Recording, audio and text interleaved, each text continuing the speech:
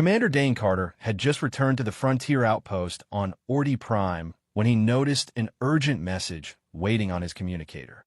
The sealed note came from Zyres Kellen, a Vidian merchant with whom Dane had once maintained a friendly, if somewhat businesslike, relationship. The abrupt summons caught him off guard. Zyres rarely contacted anyone directly unless the matter was pressing.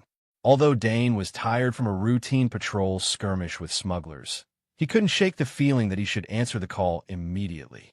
With a sigh, he removed his dusty tactical jacket and walked through the base's sparse corridors until he reached the small communications chamber.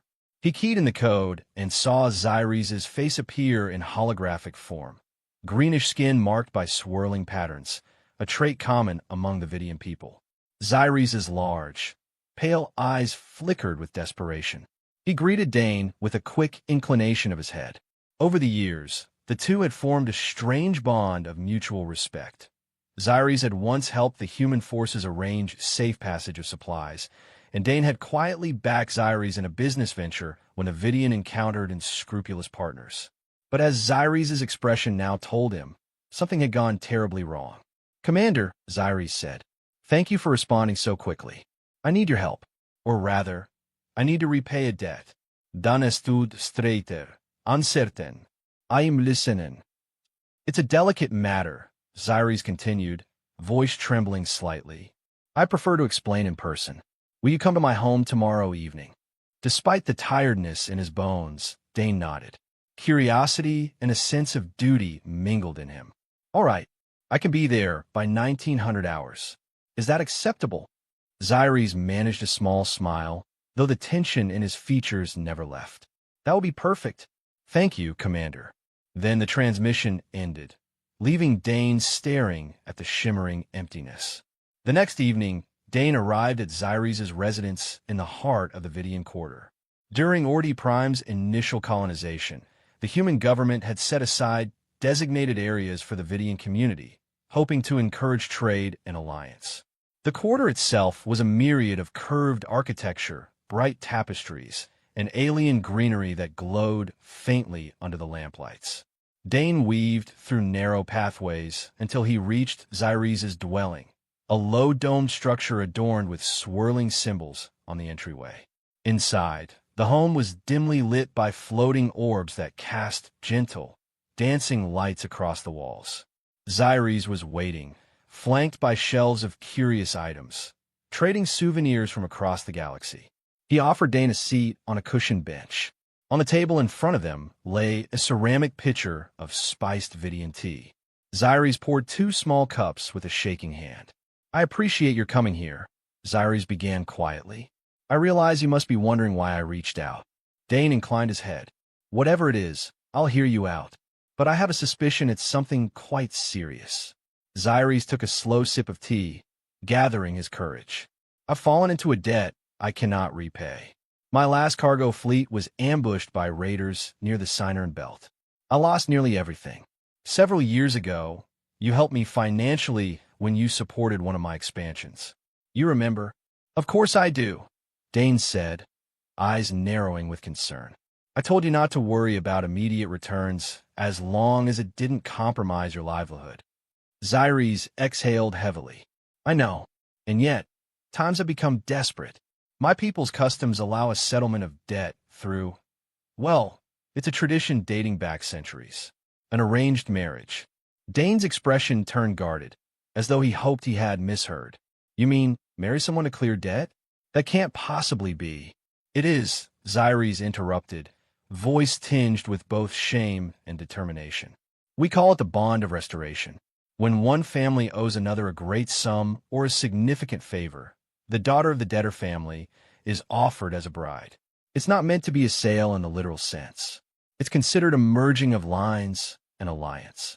Her household becomes yours, and by Vidian law, the debt is wiped clean." Silence hung between them, broken only by the hiss of the steam from the teapot. Dane felt a flare of anger and confusion. "You must know this is barbaric by most human standards, Zyres. We don't do forced marriages anymore." Zyres swallowed, gaze dropping to the floor. "I understand, but my people hold fast to these traditions. If I refuse the old ways, I'll be ostracized by the High Council, lose all standing in the Vidian community, and risk more than just my livelihood. My entire extended family would suffer. I offer you my daughter's hand, not because I wish to, but because I have no other way out. My daughter, Amelia, is of age, and she's a fine young woman, well-educated, skilled in household and commercial management. Dane set his cup down and leaned forward, hands clasped. I can't just by your daughter. That's what it feels like, no matter what you call it. Xyres' face twisted in anguish. Commander, you're one of the few humans I trust and respect. I know you wouldn't mistreat her. If you refuse, I'll have to offer her to someone else, someone perhaps less honorable than you. I would never forgive myself for sending her into a cruel man's arms. Dane closed his eyes momentarily. He thought of the ramifications of saying no. Xyres would be shamed, possibly exiled. The Vidian community, a cornerstone of trade with the human outpost, might turn resentful and close off support. Tensions could rise, endangering alliances. And though it made little sense in modern human society, the context of Vidian culture was different. He opened his eyes again. I'll consider it, but I need to meet her, and I need to think carefully about what this means for us both. Of course, Xyres said quietly. Thank you. The next day, word spread that Commander Dane Carter had been offered a Vidian bride to clear a debt. Gossip ran rampant among the human soldiers and traders. Some found it scandalous, others saw it as just a cultural formality. Dane avoided most of the chatter, focusing instead on official duties. But at night, alone in his quarters, he wrestled with a moral dilemma. Meanwhile, across the settlement, Amelia Kellen sat in her small bedroom, tears staining her soft green cheeks. Her reflection in the mirror was foreign to her. Wide, violet eyes brimming with sorrow, silver hair braided in a style customary for a Vidian betrothal.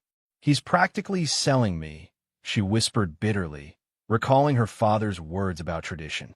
She had known that one day her father might arrange her marriage, but never to a human.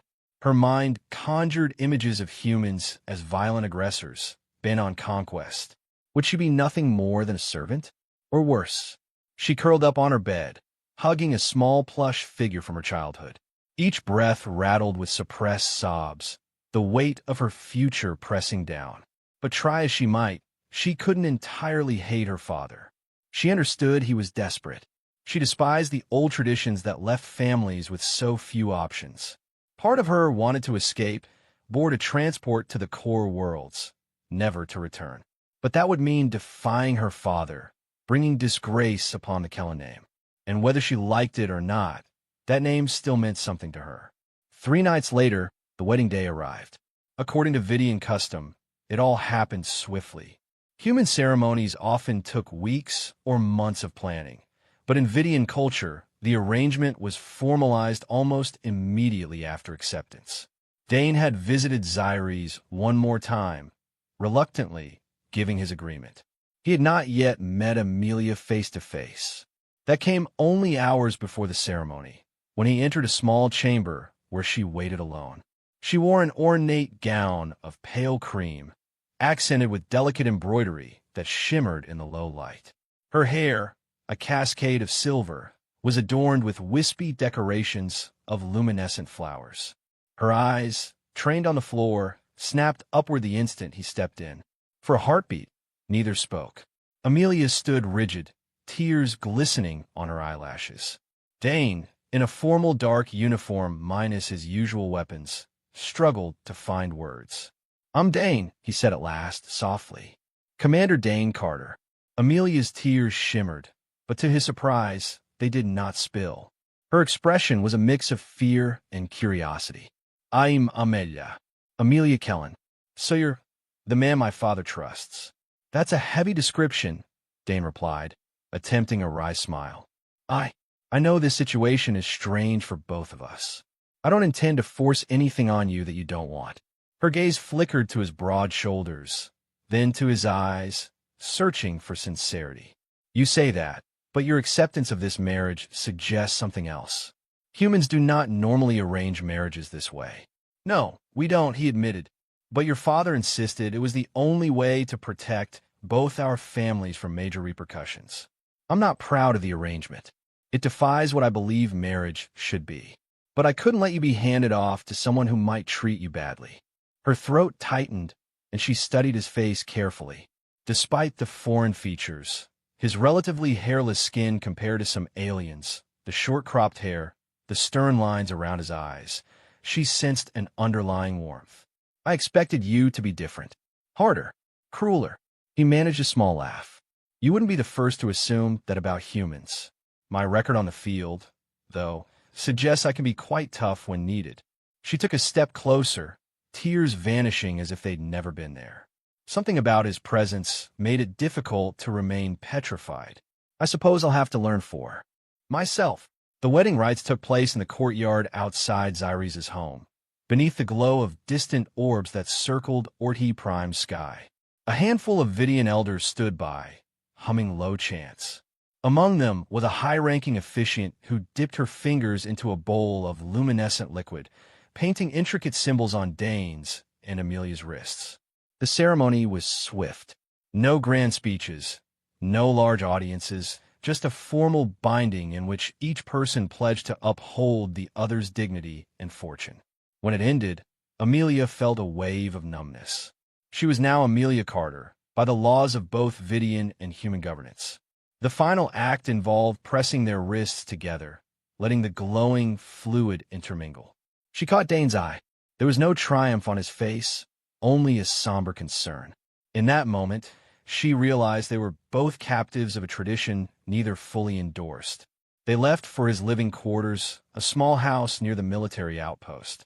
The structure was far different from her curving Vidian home. Squared corners, metal and glass, minimal decorations. A single occupant's dwelling, a man who was almost always deployed.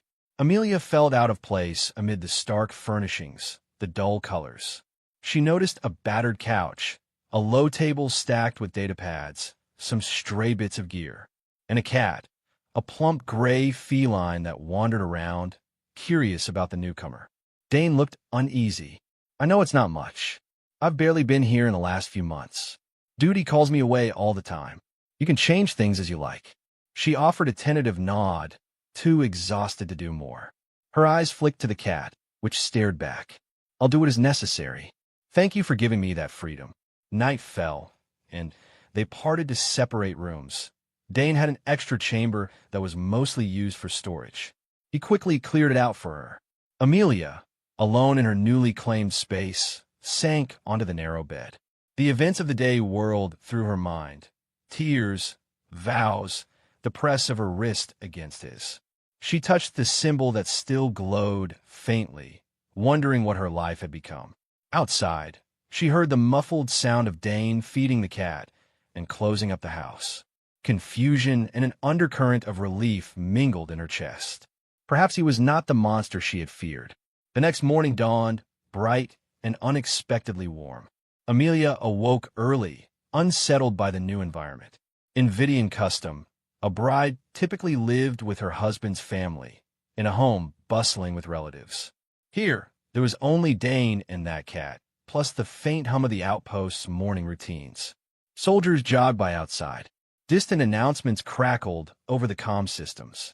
She emerged into the small living area, wearing a simple tunic she had packed. Dane was already up, rummaging in the kitchen for coffee. He looked uncertain, as though he didn't know how to greet her after the strange wedding night. Morning, he said gently. I've got some eggs, coffee, maybe some cereal. Not sure what you usually eat. Amelia offered a polite nod, glancing at the sparse cabinets. Vidian breakfast is quite different, but I can adapt. Let me see if I can cook something with your supplies. Dane half grinned. You're braver than I am. Go ahead. She began to experiment, noting the primitive or overly advanced aspects of human kitchen equipment. Some devices were far simpler than Vidian equivalents, while others were more complicated. As she cooked, Dane leaned against the counter, quietly watching. He couldn't help noticing the way the sunlit strands of her silver hair fell over her shoulders or the focused set of her violet eyes. She was composed, reserved but not icy. They ate together, conversation minimal. Amelia tasted a forkful of scrambled eggs and vegetables, raising an eyebrow. Not bad. Different, but not bad. Dane took a sip of coffee. Thanks for making breakfast.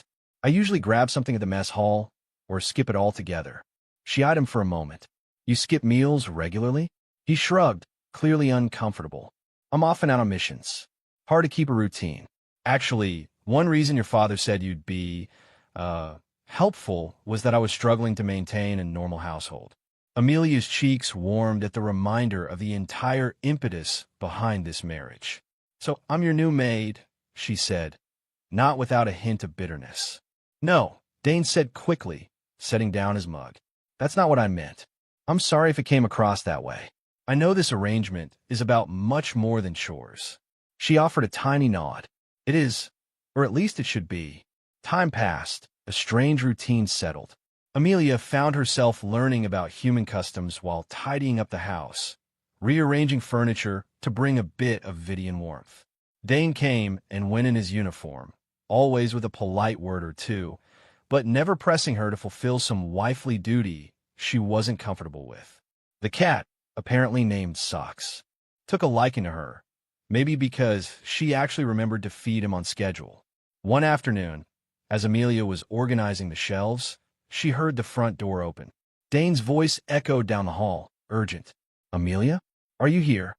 She approached to find him partially geared up, helmet under one arm. I'm here. You seem worried. He exhaled. There's been an incident outside the settlement. Some smugglers took hostages at a supply depot and were going in.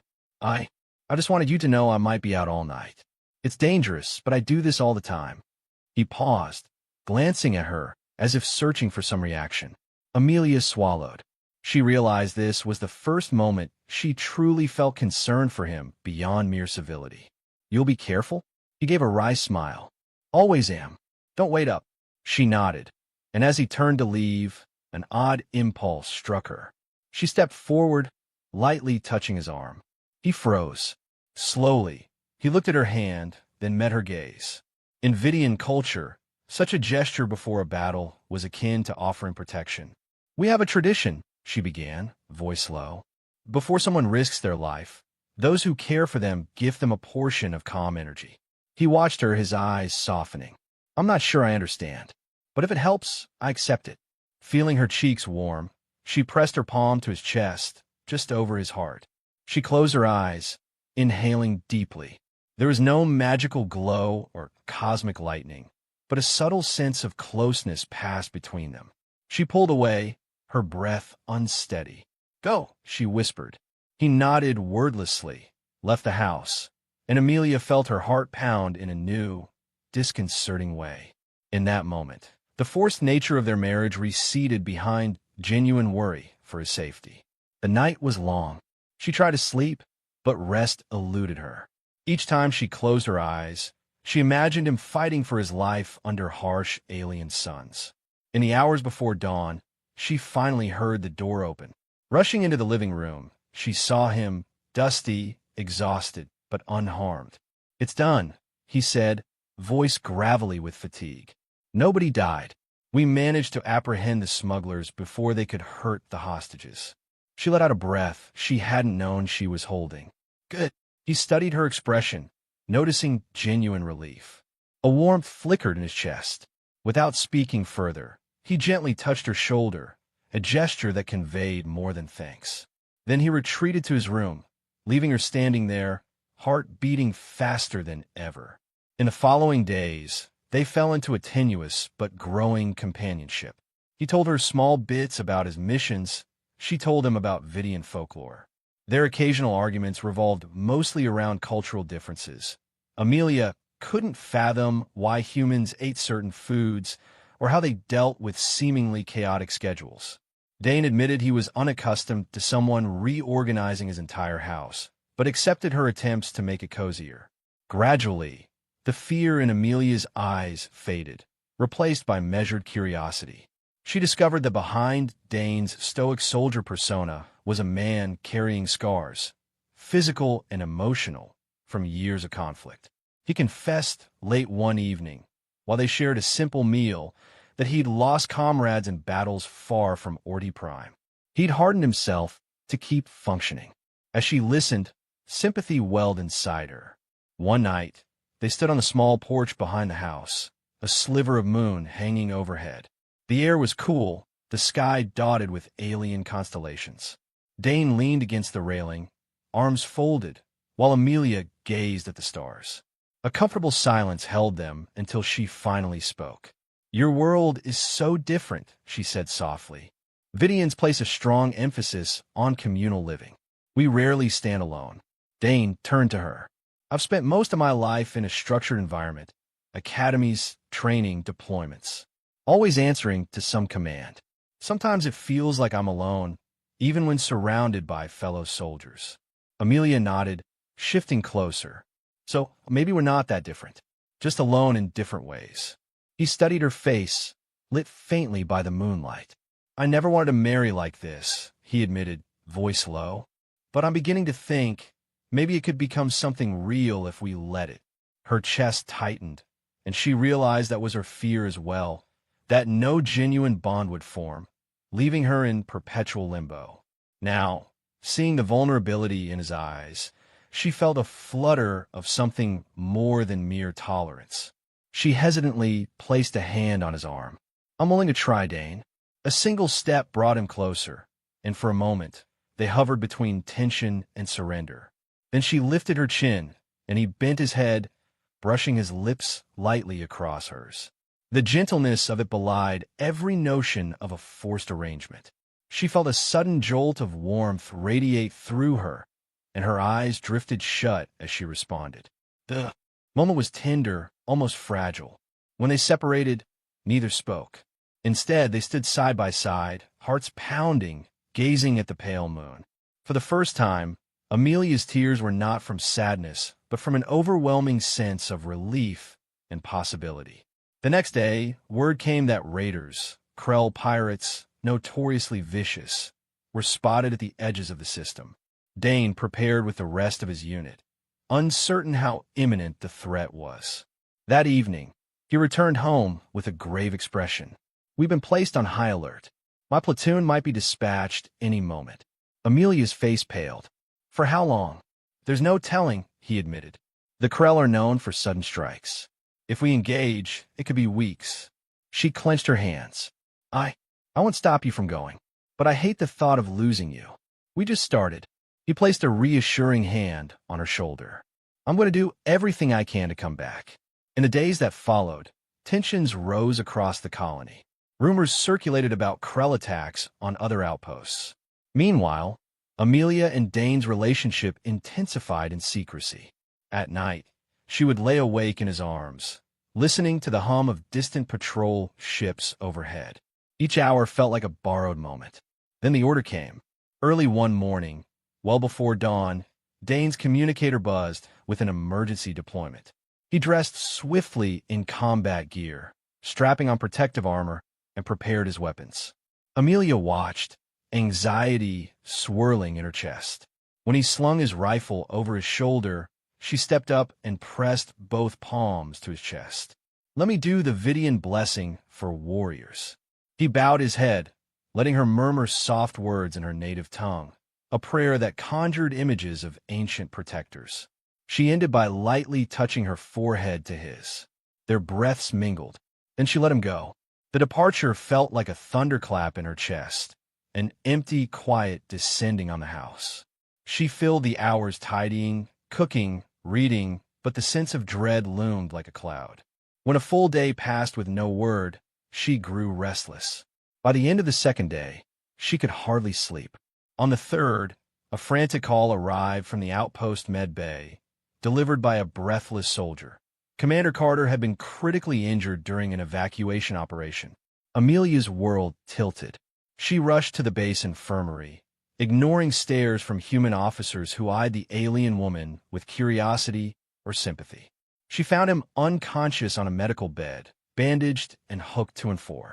The attending doctor grimly explained that Dane had taken a plasma bolt to the chest. His protective vest saved him from instant death, but the tissue damage was extensive. Surgery stabilized him, but his vitals wavered. Amelia could barely breathe as she stepped forward and slipped her hand into his. His face was pale, lips cracked. Without hesitation, she pressed her free hand to the symbol on her wrist that bound them as spouses. A faint glow seemed to pulse at the edges of her vision. She recalled stories of how, in ancient times, a Vidian bride could transfer her life energy to her wounded husband, but it was rarely successful between different species. Yet in her desperation, she tried. She closed her eyes and let her breath synchronize with his shallow gasps. She sensed a flicker of connection. Their bond, however forced at the start, had grown deep enough that a subtle current passed between them. Dane's heart monitor stabilized. Nurses exchanged shocked glances. The doctor's eyes widened. Remarkable. I've never seen such a direct psychosomatic effect from a partner's presence. An hour later, Dane stirred, groaning in pain. Amelia hovered, tears slipping unbidden down her cheeks. "You're alive," she whispered. His eyes flickered open, focusing on her face. His voice was barely audible. "You're here. You shouldn't see me like this." She blinked away tears. "Where else would I be?" He tried to smile, but grimaced at the pain. "I thought maybe you'd leave. You never wanted this marriage. Couldn't blame you for running." She shook her head fiercely, lifting his hand to her heart. "Don't you dare. I'm not leaving.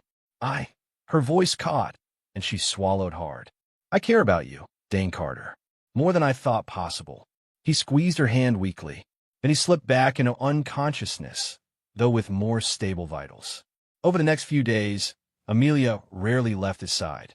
News of a Vidian bride healing her human husband spread quickly, stirring interest among both communities. Some found it inspiring, others suspicious. The Vidian high families demanded explanations, claiming a violation of certain protocols. Human authorities worried about the political ramifications if the Vidian leadership disapproved of this new, intimate, energy-based healing phenomenon. Amelia faced additional shock when, on the second day of Dane's recovery, she experienced intense bouts of dizziness and an odd warmth in her lower abdomen. She initially dismissed it as stress. However, a Vidian physician working at the outpost recognized the signs. After a series of tests, the doctor confirmed the impossible. Amelia was pregnant, and the child was half human, half Vidian, conceived in a timeline that defied normal logic. She stared at the test results with trembling fingers. "This can't be," she whispered. Vidian pregnancies could occur quickly under the right conditions, but rarely so immediately. And never had there been a recorded half-human child in the colony. Fear and excitement warred inside her. How would Dane react? What would the High family say? Zyres arrived at the med base soon after. Despite the tension surrounding how he'd forced Amelia into the marriage, he was genuinely concerned for his daughter's well-being. "Amelia, is this news certain?" he asked. She nodded, biting her lip. "I know our traditions consider a swift conception a blessing from the ancestors," she said. "But it's so sudden, Father." Zyres pressed his hands together in contemplation. "Perhaps it is a sign that your union was meant to be, and it may protect you from those who seek to annul this arrangement. Once the High families learn that a child is coming, they cannot simply cast you aside." Amelia felt relief and apprehension in equal measure. "I have to tell Dane, but he's so weak." Zyres rested a gentle hand on her shoulder. "He'll need to know once he's strong enough." Later that day, Dane awoke to find Amelia perched at his bedside, looking more anxious than usual. He gave her a tired smile. "Hey," he rasped, "you look exhausted." She took his hand, her heart pounding. "Dane, there's something I need to tell you."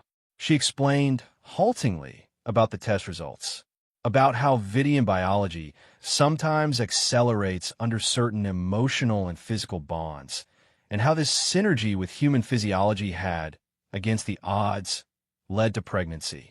His eyes widened. The news was overwhelming, compounding his already fragile state. Yet, after a moment, a quiet awe filled him.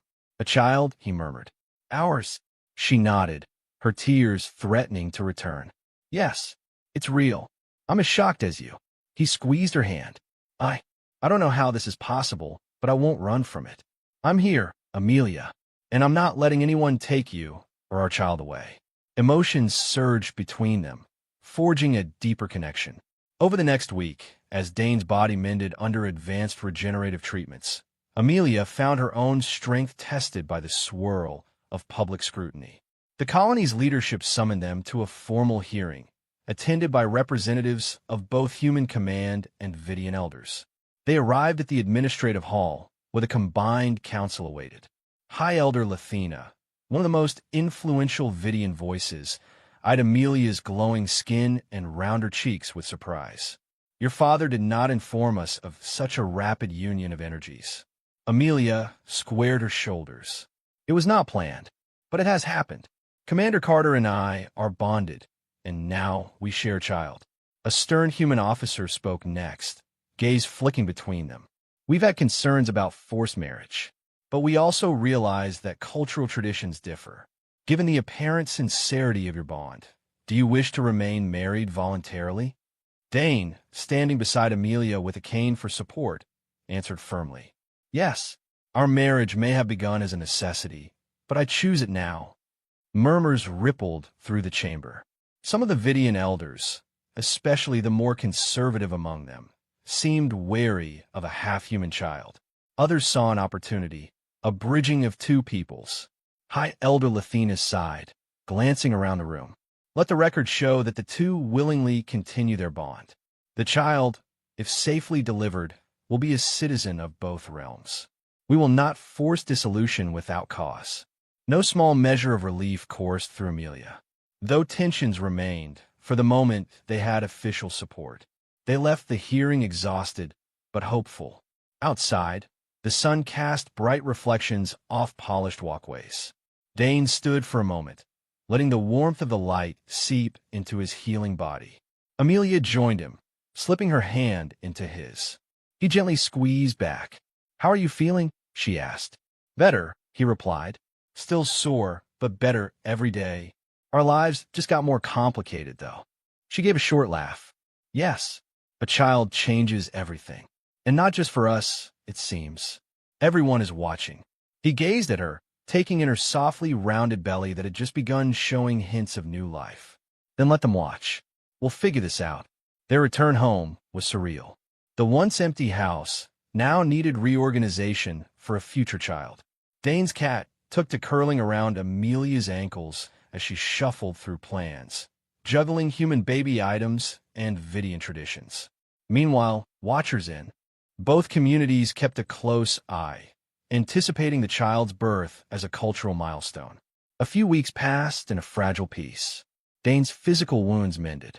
Amelia's pregnancy advanced more rapidly than a typical human gestation, consistent with Vidian timelines, 4 to 5 months from conception to birth. They discovered their unborn child's biology was an unprecedented blend of traits, stronger immune system, slightly different bone density, and an unusual energy pattern that perplexed doctors and scientists. The Vidian high families occasionally sent emissaries, urging caution. Some suggested elaborate protective rituals. Others implied it might be best to remove the child from human influences. Each time, Amelia and Dane pushed back, insisting they would raise the child together. On the human side, a few officials tried to coax Dane into scientific testing, hoping to glean defense advantages from the unique hybrid genetics. He refused, citing the child's right to a normal life. Finally, at the height of her 5th month, Amelia's labor began. It was earlier than a human pregnancy, but normal for a Vidian timeline. In a specially prepared facility that blended human medical tech with Vidian healing arts, she went into intense contractions. Zyri stood guard outside, pacing anxiously. Dane, wearing a sterile gown, stayed at her side, gripping her hand through waves of pain. Doctors, both human and Vidian, worked together, monitoring the baby's vital signs. Amelia cried out, sweat beading on her brow, as she channeled her last reserves of strength. Dane whispered reassurances, pressing his forehead to hers. You're so strong, he murmured, heart-pounding.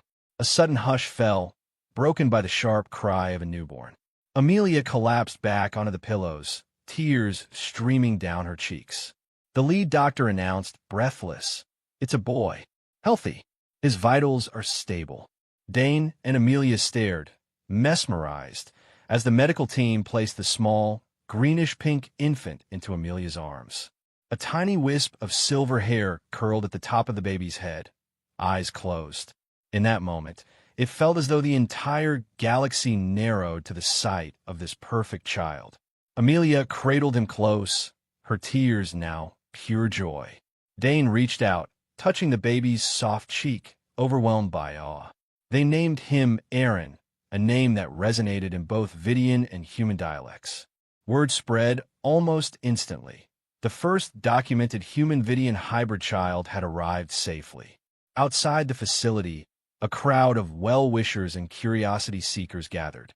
Some cheered, others simply watched in reverent silence. Back at their home, banners from both cultures appeared on the street. Gifts poured in, human baby clothes, Vidian ceremonial blankets. Elder Lathina herself came to bless the child, surprising Amelia with a genuine smile. "I was wrong to doubt," the elder admitted. "Sometimes the ancestors work in ways we cannot predict." As the days turned into weeks, the newborn was studied from a respectful distance by scientists, but none were allowed to intrude on his early bonding.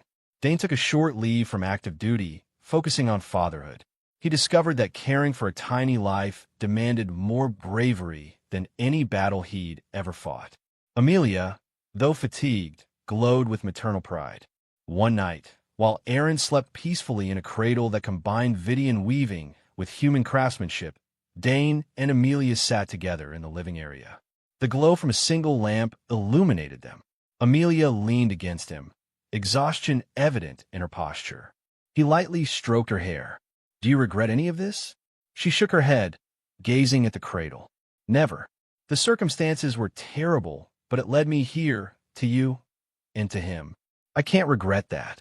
Dane pressed a soft kiss to her temple, swallowing a lump in his throat.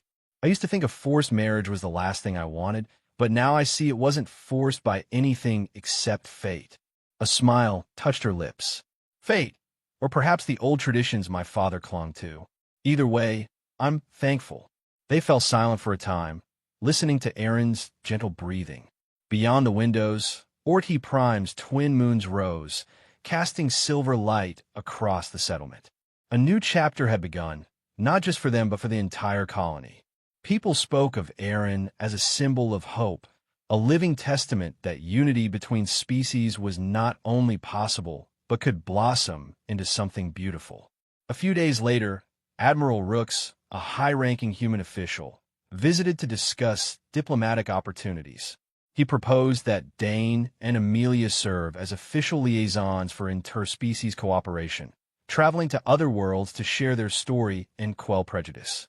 The notion unsettled them, exposing their private lives to galactic scrutiny, but they couldn't deny the potential impact. Allies across star systems might open their doors more readily if they saw tangible proof of acceptance. They agreed to consider the offer, deciding first to let Aaron grow a bit stronger before embarking on any journeys.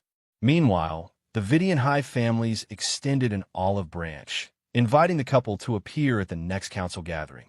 It would be an unprecedented moment, a human Vidian marriage validated not just by tradition, but by the birth of a healthy child. On the night before the council session, Amelia stood in front of the mirror in the small bedroom that was once a storage room. Now it felt like home. She adjusted the folds of a formal gown that blended Vidian fabrics with subtle human tailoring. Dane entered, wearing a neat uniform instead of full battle gear. He hesitated a moment, eyes admiring her reflection. "You look stunning," he said softly. She turned, offering a faint blush. "I am nervous.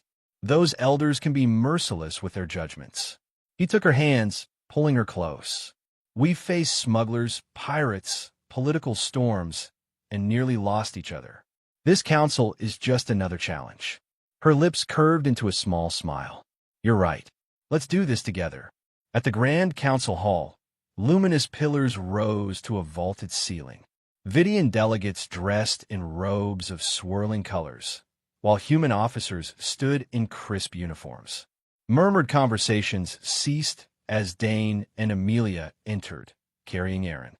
In that moment, the differences in skin color, physiology, and attire faded, overshadowed by the trio who had forged a new path.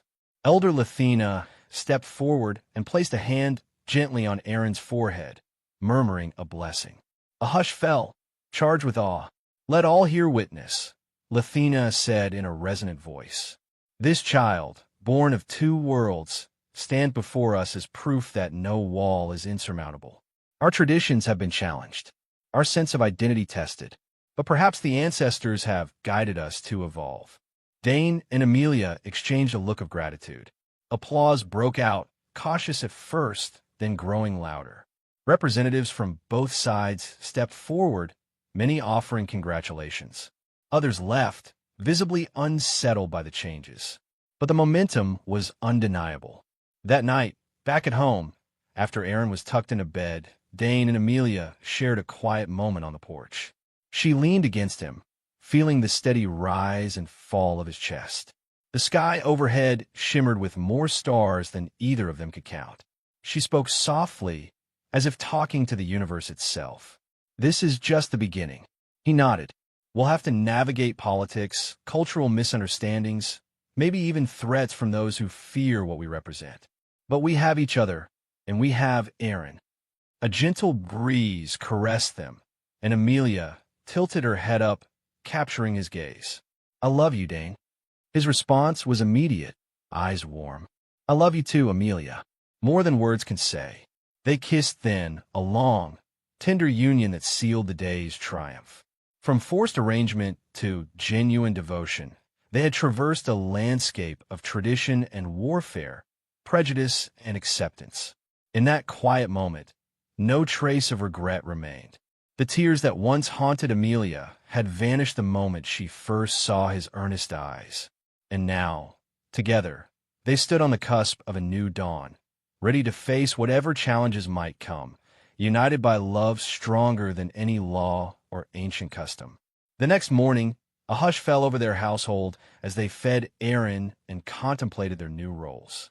Invitations poured in from various settlements eager to host them, to witness a part human, part Vidian child. Admirals, council members, and even scholars from distant systems desired to study them, celebrate them, or, in some cases, quietly scorn them. Through it all, Amelia and Dane resolved to maintain their integrity, never allowing their son to become a spectacle or a pawn. They would be careful but optimistic, forging new alliances where possible and standing firm against exploitation.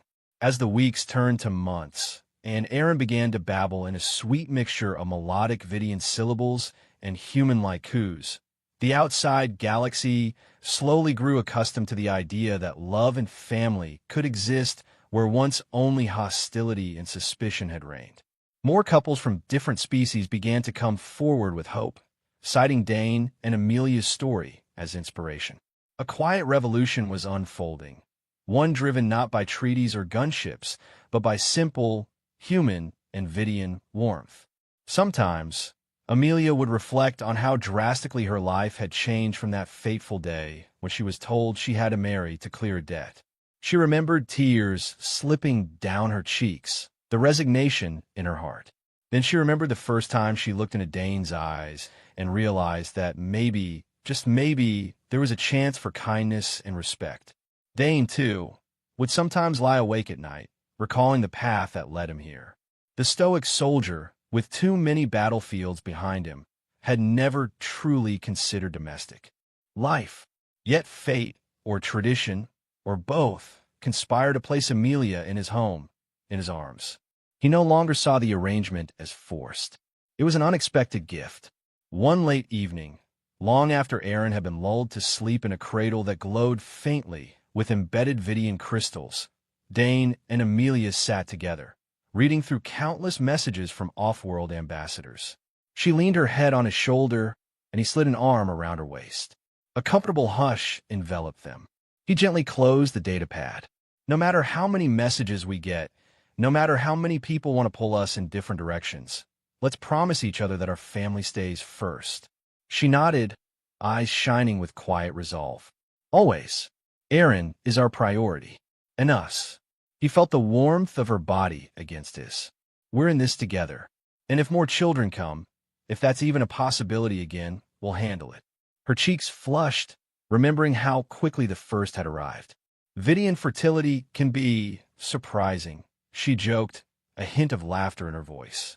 He laughed softly and kissed her, finding joy in that playful banter. They had come a long way from the awkward, fearful beginning. What once was forced had transformed into a deeply rooted love that defied expectations. Their child, a living testament, lay sleeping peacefully in the next room, safe beneath the same roof. And though the galaxy outside might not always understand or accept them fully, they had forged a home that glowed with acceptance and unity. In the months and years to follow, they would become accidental ambassadors, traveling to places where xenophobia lingered, speaking their truth. They would endure new challenges, from conspiracy theories about the child's powers to heartfelt pleas for guidance from other interspecies couples. Yet in every step, they would cling to the foundation they had built: honesty, respect, and mutual devotion. And whenever anyone asked how it all began, how a forced marriage to repay a debt could result in such a family, they would share a story that started with heartbreak and ended with hope. A story about an alien girl's tears that vanished the moment she looked into her groom's eyes and saw, instead of a captor, a partner who would forever change her life. A dense veil of stars glittered across the endless void, and the most remote corners of the galaxy had grown accustomed to a fragile sense of peace. For generations, the Intergalactic Council had served as a loose framework that held countless civilizations together under uneasy treaties. Yet beneath this tapestry of alliances and agreements, old rivalries simmered. It was in this tense environment that the Zolvian Dominion's emissary Carrick delivered a transmission that would shatter the precarious balance of power and plunge the galaxy into chaos. The message erupted onto every public channel, revealing horrifying footage of a ravaged colony on Pirion 4. Charred settlements, twisted debris, and the remains of innocent civilians seemed to litter the surface of that once thriving planet. The scenes were made more damning by the presence of soldiers, apparently human, stomping through the wreckage, brandishing flamethrowers, spouting threats to burn everything in sight. Carrick's voice, thick and resonant, declared that humanity had gone too far. They had committed genocide, Carrick insisted, against defenseless colonists whose only crime had been to settle near a resource-rich asteroid belt coveted by Earth's governments. It was time, he said, for the galaxy to unite and erase the human menace once and for all. On Earth, news of this broadcast reached the United Earth Defense, UED, High Command in mere minutes. Chancellor Alicia Warren, the political heart of humanity's fledgling alliances, stood in the large, circular briefing room, her face drawn with exhaustion. Admiral Hector Langford, a tall man with silver strands at his temples, reviewed the footage over and over, looking for any telltale signs of tampering. His gut churned with dread. The images were convincing, and the voices were in near-flawless human accent. The entire room, ringed with officers at consoles, fell silent every time the video replayed. In corridors across Earth's defense complexes, it was the same story. Everyone was asking the same question. Had the humans really attacked Pirion 4? The notion seemed impossible, insane. Pirion 4 was a minor colony well outside humanity's typical sphere. Why would the UED risk an unprovoked massacre? Madam Chancellor, Admiral Langford said at last, meeting Warren's gaze with grim intensity, we do not have a single operation record that suggests any of our forces set foot on Pirion 4. Our logs show no starships authorized for that region. Warren pressed her lips together as she assessed him. He had never given her a reason to doubt his words. She also knew the complexity of covert missions. Sometimes they were compartmentalized so deeply that even top brass were unaware. But no, it made no sense. Admiral Langford's sincerity was unshakable. We need time, she said, to prove this footage is false. Time, however, was the one luxury humanity did not possess. Carrick's inflammatory message had spread across the galaxy, and the shock it generated was immediate. The Zolvian Dominion called an emergency session of the Intergalactic Council, urging all races to sanction Earth. Old distrust of humanity flared hotly in the council chambers. The Trella Collective's ambassadors pointed to historical records of Earth's wars, claiming that the humans were a violent species by nature, unfit to hold membership in any advanced alliance.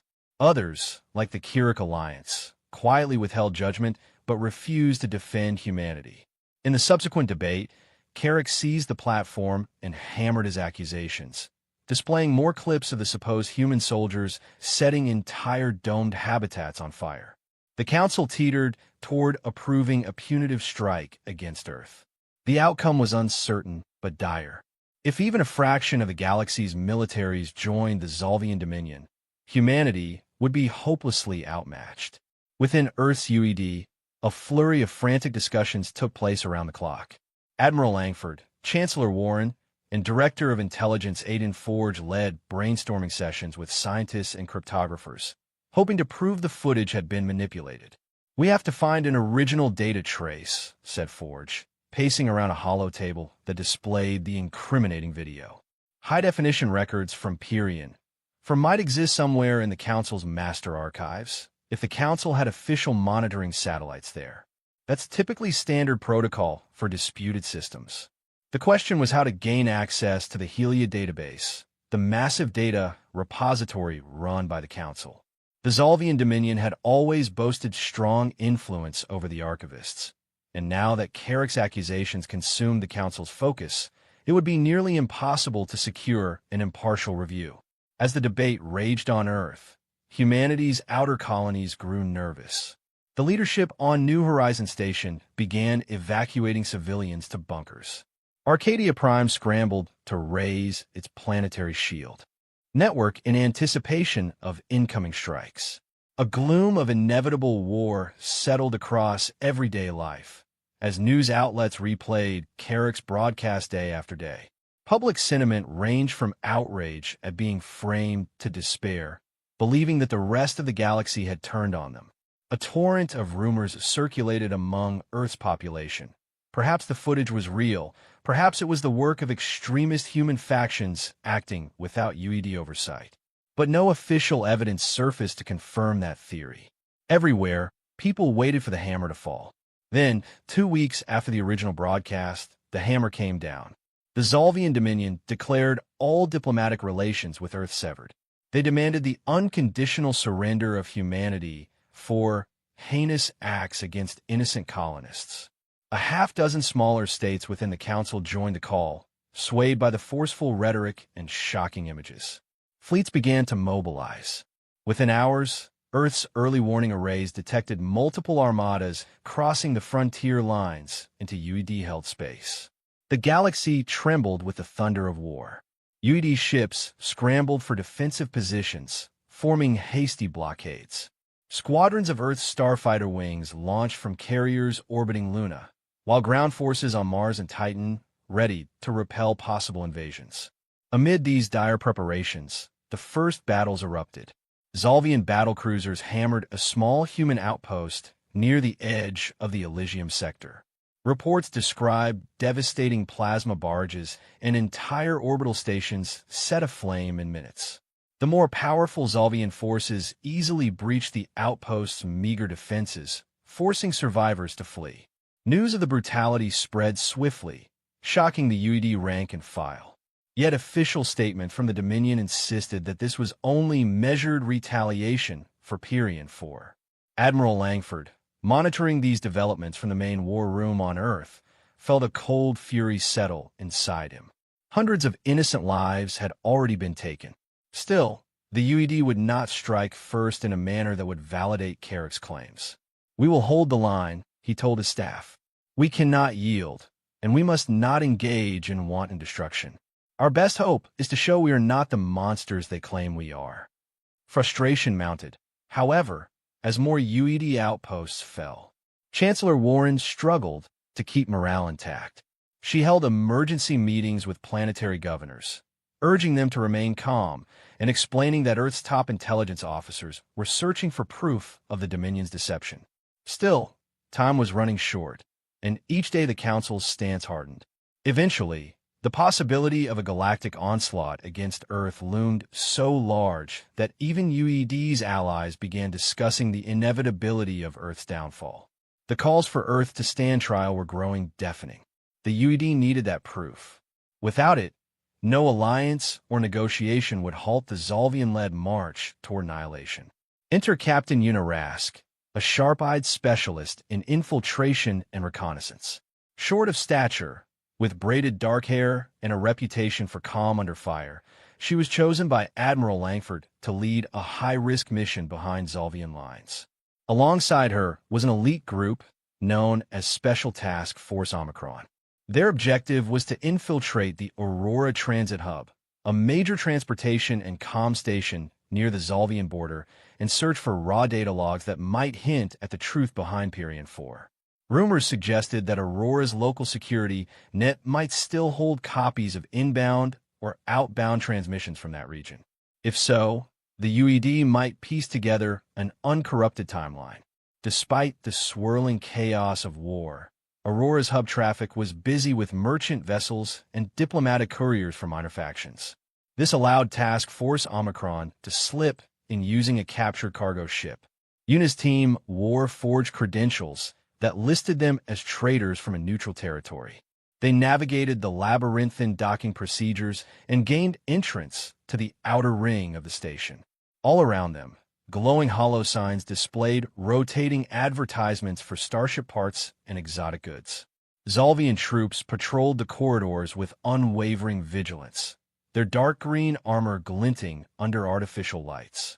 To avoid detection, Omicron members split into pairs, each carrying concealed scanning devices. They pretended to be prospective clients searching for repair services.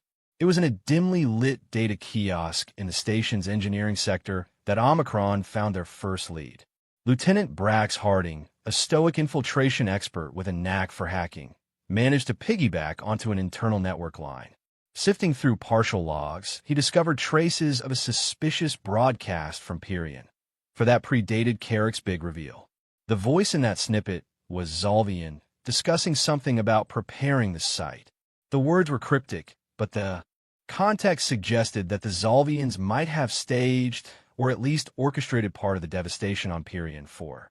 Before Harding could dig deeper, station security protocols detected the intrusion, and alarms blared across the corridor. Una ordered her squad to retreat. Under the cover of smoke grenades, they shot out the overhead lights and escaped down a shaft that led to the cargo bay. It was a close call, but they had the data snippet. While it didn't prove humanity's innocence outright, it hinted strongly that there was more to the tragedy on Pirion than the Zolvian Dominion had claimed. Back at the UED war room, Admiral Langford examined the snippet carefully. In the background, Chancellor Warren read transcripts of the voices. "It's not enough," she lamented. "We need more than a suspicious snippet. Carrick will just say, 'We fabricated this.' We need indisputable records." The combined staff concluded that the best chance to obtain incontrovertible proof lay in the Helia database, that massive trove of Council-monitored satellite feeds and official transaction logs. Any real-time feed from Pirion 4, stored prior to the alleged attack, would show whether humans had truly launched a genocide or if the Zolvians themselves had orchestrated the slaughter. Yet sneaking into Helia would be a near-impossible mission. Zolvian Dominion had representation on the archival board and would guard it ferociously now. Still, the UED was out of options. They were bleeding territory by the day. The plan was hatched to send Captain Una Rask and Omicron once more into the breach, this time to Helia itself. Meanwhile, the war escalated. Reports poured in of Zolvian fleets bombarding colonies at the edges of Earth's domain. Millions of evacuees streamed toward Earth and Mars. Planetary shields on Arcadia Prime flickered under the relentless assault of Dominion capital ships, which dwarfed any single UED vessel in a one-on-one engagement. Yet Admiral Langford's strategies managed to stall the enemy by establishing layered defenses. Point defense platforms ringed certain critical worlds, exacting a heavy toll on Zolvian approaches. Nevertheless, the Dominion had momentum. The Intergalactic Council considered voting on a final resolution: remove Earth from the Council forcibly. If that passed, fleets from other species, some ambivalent, some actively hostile, might join the offensive. The galaxy's condemnation burned brighter with each day, fueled by Carrick's speeches. The infiltration of Helia became a do-or-die operation. Task Force Omicron boarded a specially designed stealth corvette, the Serapis, coated in advanced anti-detection plating. They traveled through uncharted slipstream paths, avoiding major checkpoint systems. The journey took them into the domain's underbelly, a labyrinth of cosmic dust clouds and silent wreckage from centuries past battles. When they finally arrived at Helia, the station was an imposing sphere of steel and luminous arcs, drifting near a placid blue star. Thousands of small modules dotted its exterior, each representing a distinct archival subsystem. Patrol frigates circled like watchful hawks, their scanning beams raking the darkness. Entry required intense planning and a bit of subterfuge. Omicron used a stolen council access code, courtesy of an ally race that quietly disagreed with Carrick but feared open confrontation. The station recognized the code, granting them limited docking privileges. As they docked, Una prayed that the Dominion's suspicion wouldn't be triggered too soon. Inside Helia, the corridors were starkly lit with minimal decor. Everything here was about data storage and management. Scribes, librarians, and archivists from various species bustled through the halls, often with hushed-toned seriousness. Omicron split up once again. Una led half of them to the main archival chamber, where towering server stacks rose in neat rows. Each stack hummed with the power of millions of data entries. Meanwhile, Lieutenant Harding took the other half to secure the indexing node, a console that could run deep queries across Helia's entire repository. The plan was straightforward, but any slip-up would bring security down on them in moments. The infiltration was tense. One archivist nearly noticed the infiltration gear concealed beneath Omicron's packs, but a well-placed diversion from Una drew the archivist aside, saving them from immediate exposure. Reaching the indexing node took 15 nerve-wracking minutes. Alarms had not sounded yet, but the tension built as the group noticed more and more station staff glancing their way. Harding's pulse pounded when he activated the node. With a flurry of keystrokes, he navigated a labyrinth of encryption protocols.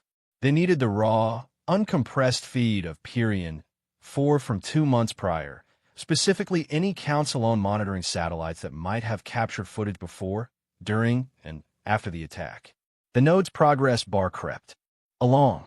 Suddenly, Una's comm crackled. "Security patrol, 2nd level. They're heading your way." She urged Harding to hurry. He did, disabling certain firewalls with deft sequences. Then the screen lit up with search results. File references to Pyrian 4 logs. A swirl of adrenaline coursed through him. He clicked to retrieve them, while Una and his second trooper, Joss, stood guard. Then, Helia's internal sensors detected the unauthorized data pull. Red lights flared, and an alarm klaxon pierced the station.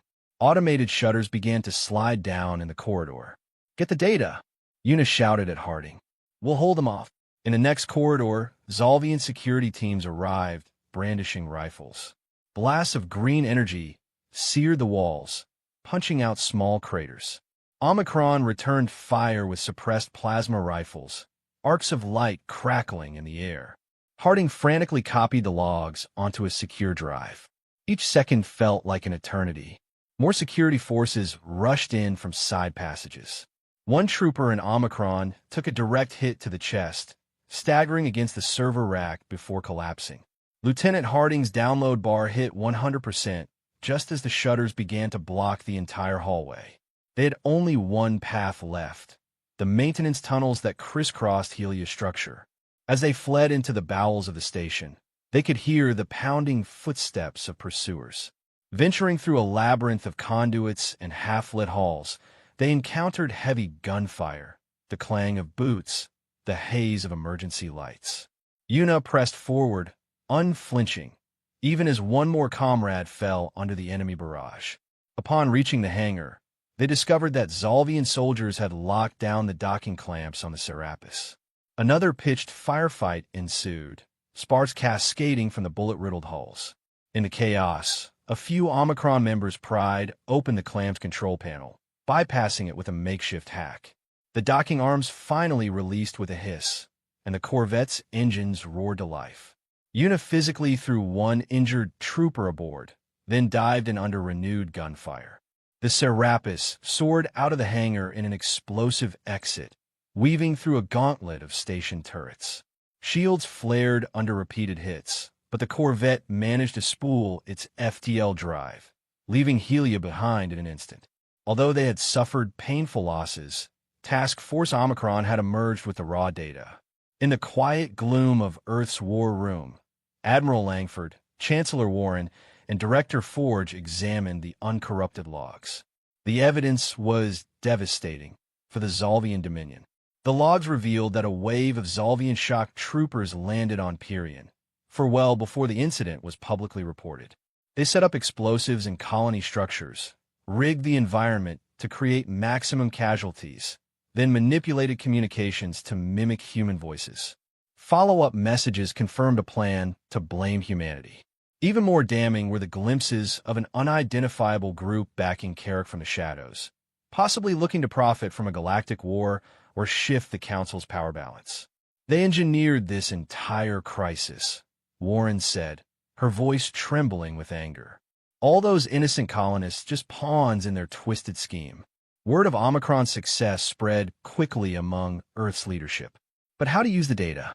If the UED tried to present it through official council channels, Carrick would label it a forgery and rely on his Dominion allies to bury the truth. So the UED took a more aggressive route. They launched a galaxy-wide information offensive. With the help of a handful of sympathetic council members who doubted Carrick's accusations, Earth set up pirate broadcasts and infiltrated subspace communication lines. They unleashed the raw Helia logs directly to the public, saturating every major network, leaving no room for the Dominion to shut it all down. Soon, billions across the galaxy saw the unfiltered feed. Zolvian troopers planting bombs, wearing human uniforms, speaking forced lines to create the illusion of human brutality. Frames were overlaid with timestamps from Helia's official record. Frame by frame, watchers could see how the so-called human war crimes had been staged.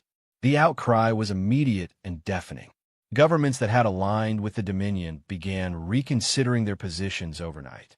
Public protests erupted on worlds that had once been supportive of Carrick's crusade.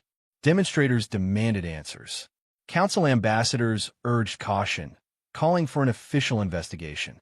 Many realized they had been complicit in a rush to violence based on faked proof. The solidarity that Carrick had cultivated against Earth started to fracture. Some fleets withdrew from the front lines, refusing to continue a war launched under false pretenses. Still, Carrick dug in his heels, denouncing the exposed footage as nothing more than a human plot. He insisted that the Helia logs were fabricated, but his words carried less weight now that so many neutral experts had confirmed the log's authenticity. The moral high ground he had claimed was unraveling beneath his feet.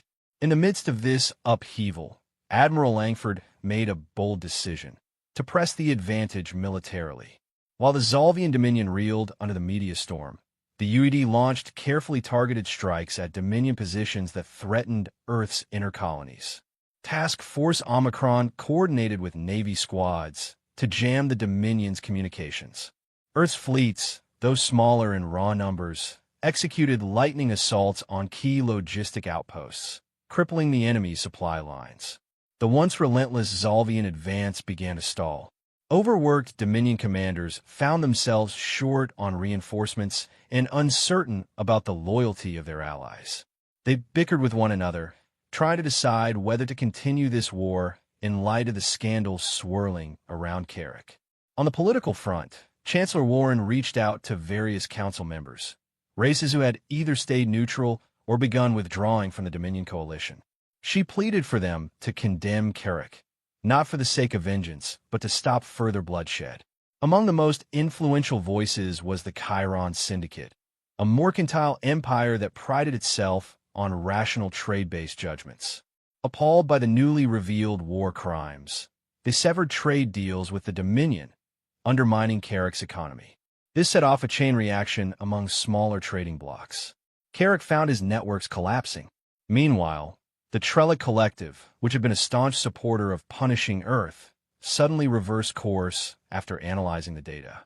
They recalled their flotillas, leaving the Dominion more isolated. Tension soared within Zolvian leadership circles. Carrick's closest military confidants tried to hold the lines at critical choke points, but Earth's forces exploited every weakness. Still, many Dominion units remained fiercely loyal to Carrick, or perhaps too afraid to defect. The war did not simply evaporate. Battles raged in contested sectors.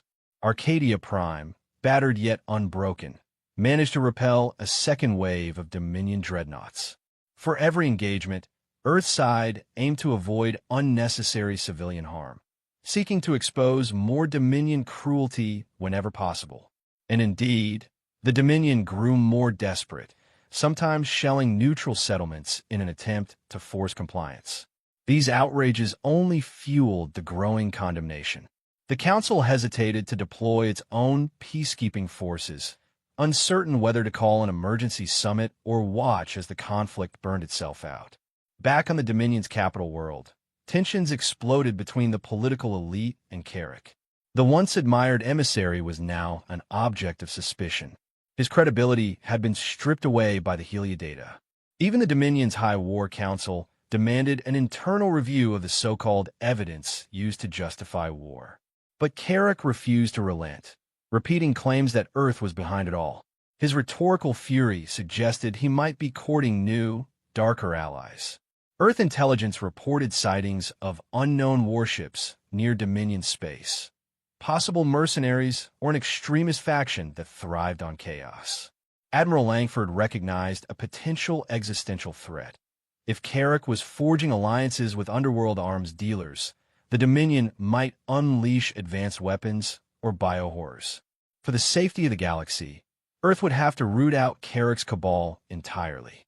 Humanity's next step was a decisive push orchestrated by Langford himself. He commanded the Starship Aegis, the flagship of UED's main fleet, to lead an incursion into Dominion core territory. With morale riding high after repeated successes, UED personnel were prepared to fight, though the risk was enormous. The plan was to stage an offensive at the Dominion stronghold near the Key Vong Sa Toi, an infamous warplane that served as a strategic gateway to the Zolvian home sector. If Earth could break the Dominion's hold here, it would open a path straight to Carrick's capital. The official rationale was to corner Carrick and force a cessation of hostilities. But realistically, if Carrick refused to surrender, Earth was prepared to eliminate him entirely. The Dominion stronghold was formidable, a ring of weaponized satellites, orbital cannons, and multiple capital ships that dwarfed most UED vessels. The Admiral's strategy hinged on specialized infiltration units disabling the satellites from within, while Earth's main fleet kept the defenders occupied. The operation was a symphony of precise coordination. Fleets clashed in swirling arcs of laser fire and railgun salvos, stars flickering ominously behind the carnage. Dominion dreadnoughts fired colossal beams that tore through space, but Earth's corvettes darted in to strike vulnerable turrets. Despite heavy losses, the infiltration teams succeeded in crippling the stronghold's outer ring. Explosions rippled across the defensive network, opening a breach for the Aegis. The battered remains of the Dominion fleet fell back, some defecting mid-battle. Others chose to fight to the bitter end. The scale of the devastation was immense, but the corridor to Carrick's seat of power was now open. Amid the ongoing struggle, news broke that Carrick had retreated to a secret fortress on the Dominion's capital planet, rumored to be located in the Ashen Citadel. The Citadel was a heavily fortified complex built into the mountains, bristling with anti-air defenses. Surviving Dominion forces rallied around Carrick for a final stand. Earth's intelligence gathered that Carrick was planning a final solution, rumored to be some doomsday weapon or mass sabotage operation to strike back at Earth. Admiral Langford steeled himself. We have to end this now, before more innocents suffer. Chancellor Warren, coordinating from Earth, authorized the strike, but with the condition that any Allied Council representatives who wanted to witness the final battle be allowed. Several delegations agreed, hoping to see for themselves what would happen when Earth faced Carrick down. When Earth's combined fleets arrived in orbit above the Dominion capital, the sight was surreal. Dawn glimmered across the planet's horizon, revealing swirling orange clouds.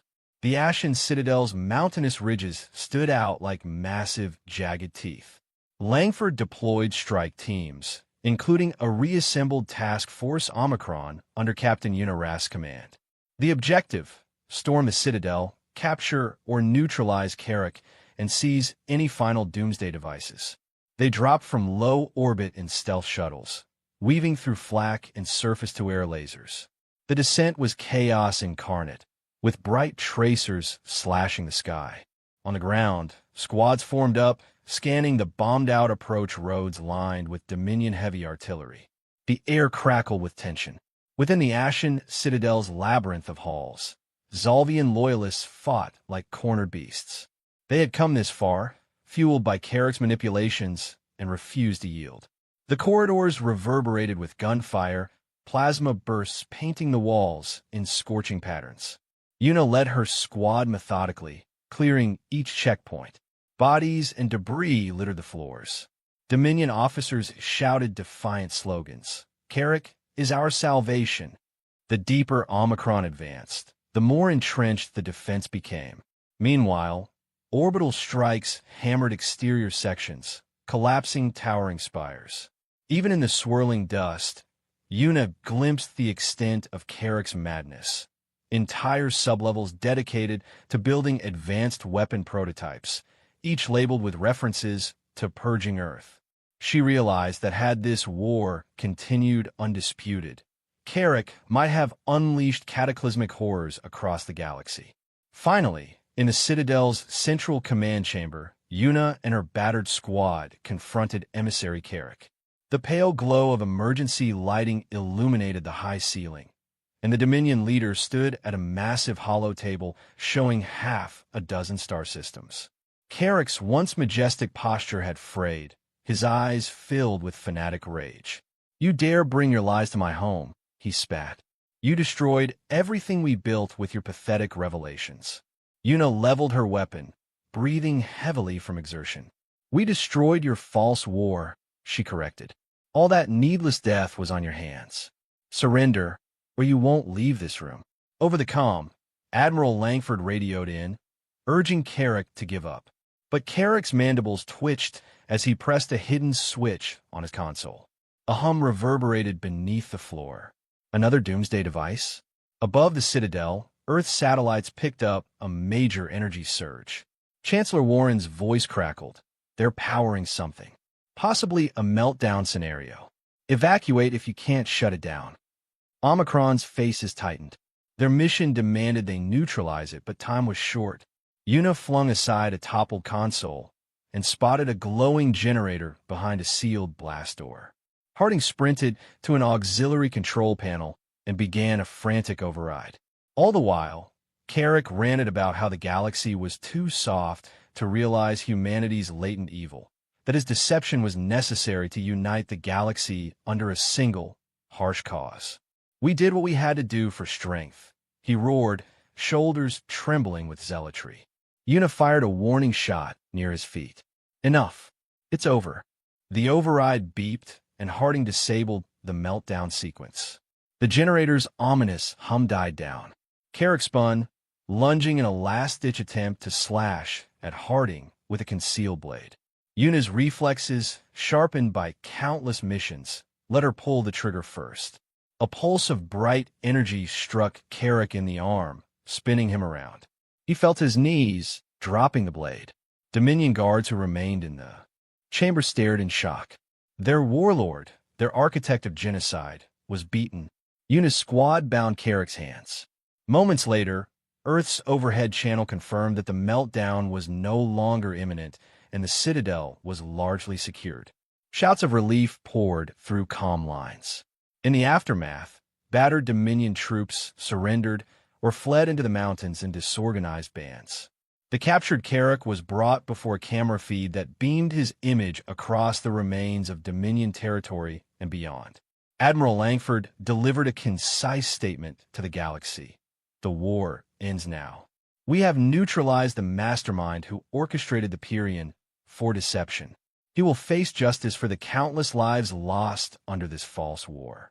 Carrack snarled, but his threats rang hollow. Observers from multiple species were present, each streaming proof that Carrack was indeed alive and in custody, that his final solution had been prevented from detonating. This time, there would be no illusions. On Earth, news of Carrack's capture sparked celebrations. Crowds filled the plazas of major cities, cheering and waving banners.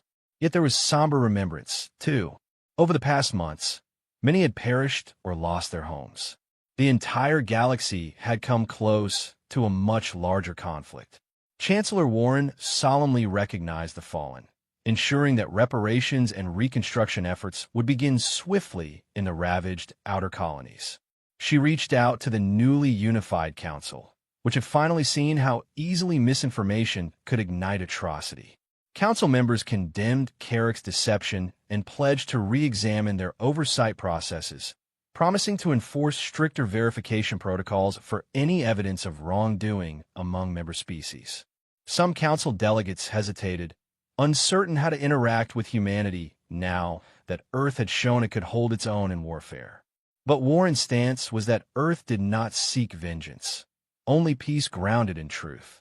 She proposed an interspecies summit to create guidelines that would prevent such manipulations from ever happening again. The Trellick Collective signaled support, reflecting that they, too, had been duped and had nearly contributed to an unforgivable genocide. The Chiron Syndicate joined in, eager to re-establish trade routes with Earth and bring new economic prosperity under a more transparent system. Task Force Omicron was hailed as heroes for their daring infiltration of Helia. Several members received posthumous honors.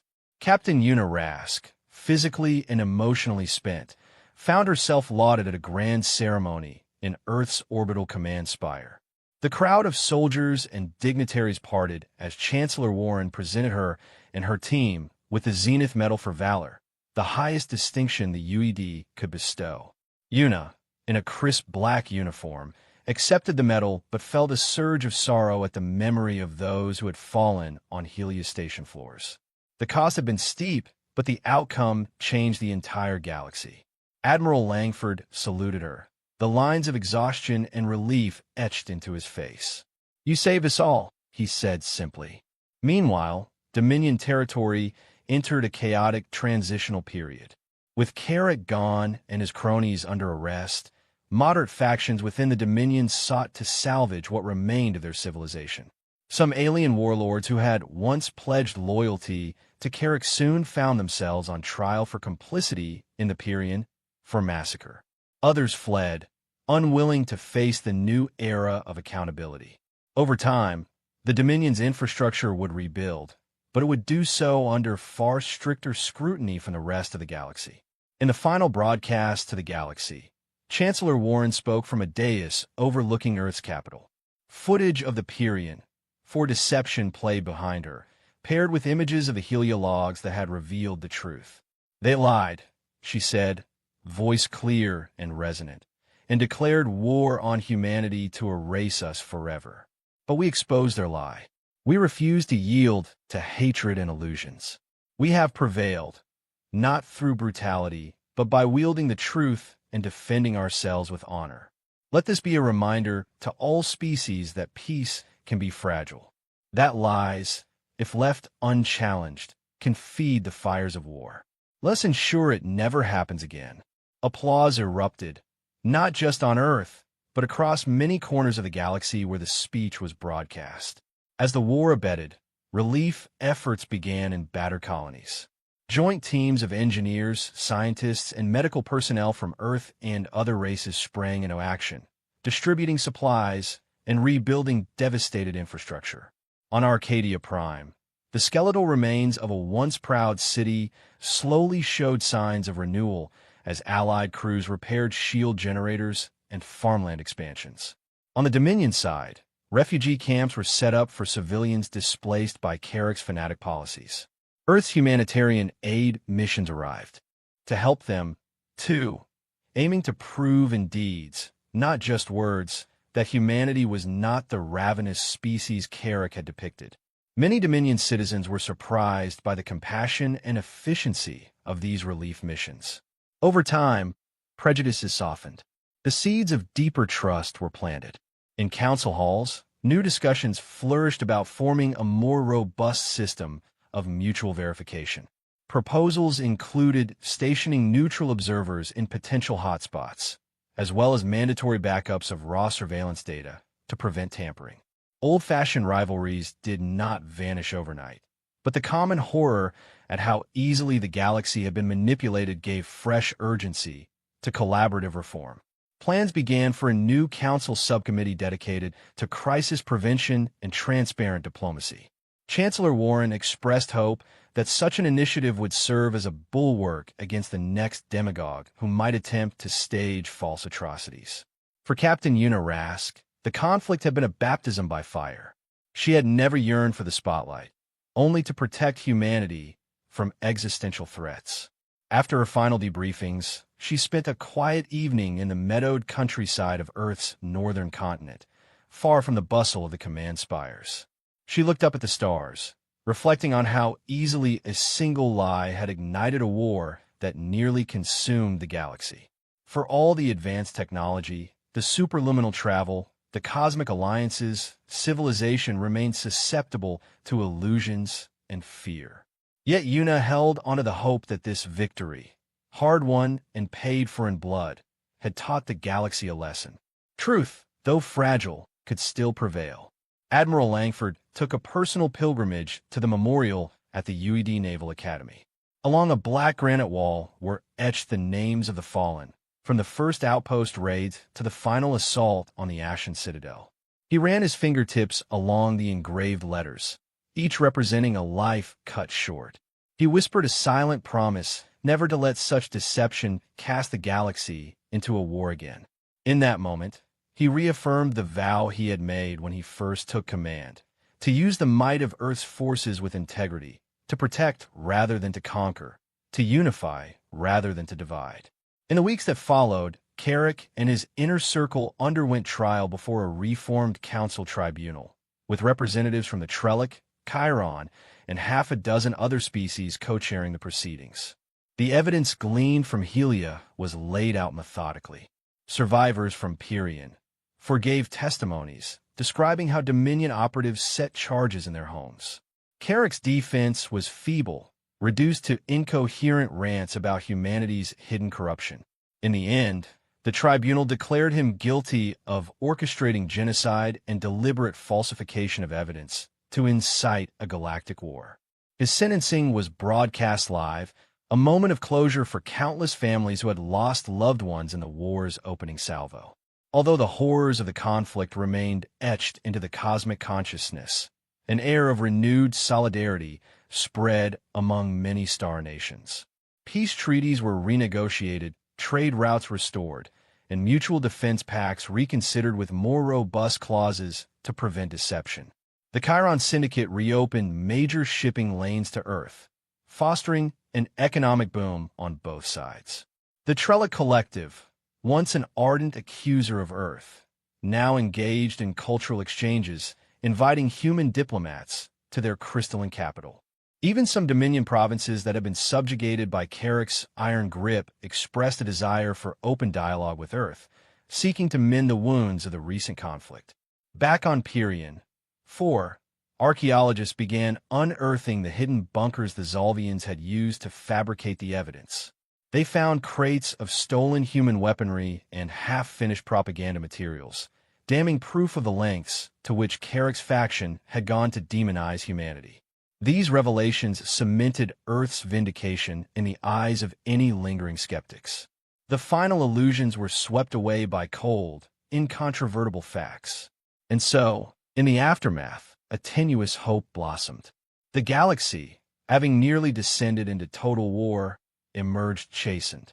People from dozens of races, once quick to distrust or blame each other, now realized how precarious their union was. Even the most cynical among them had to acknowledge that Earth had not only exposed the greatest hoax in recent memory, but had also risked everything to stave off a far-reaching catastrophe. Humans, though battered, had shown resilience, cunning, and a willingness to stand by their moral stance.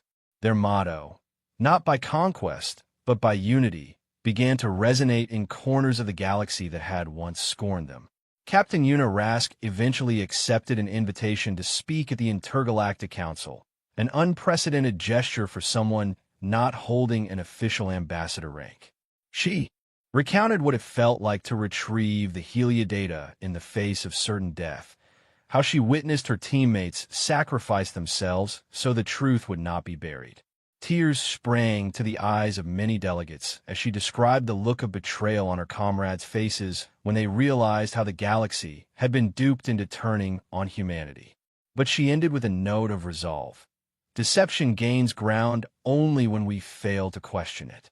Let this be a call for vigilance, and for each of us to stand against the darkness that nearly consumed us all. Applause thundered through the council chambers, a sign that Earth's status had been transformed. In the weeks that followed, steps were taken to incorporate new measures ensuring any major accusations or footage circulated among the council would be thoroughly vetted by multiple independent verifiers. Although cynics pointed out that such reforms might not prevent every future conspiracy, the shift in attitude was undeniable. To ordinary citizens on Earth, the quiet return of peace meant reviving normal life. Factories that had been repurposed for war production went back to civilian manufacturing. Relatives returned home from the front lines.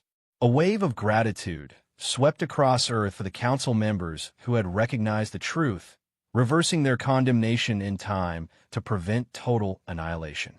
At the same time, Earth mourned the losses incurred in the short, brutal conflict. Memorials were erected on multiple worlds, bearing inscriptions about the fragility of truth in an age of advanced technology.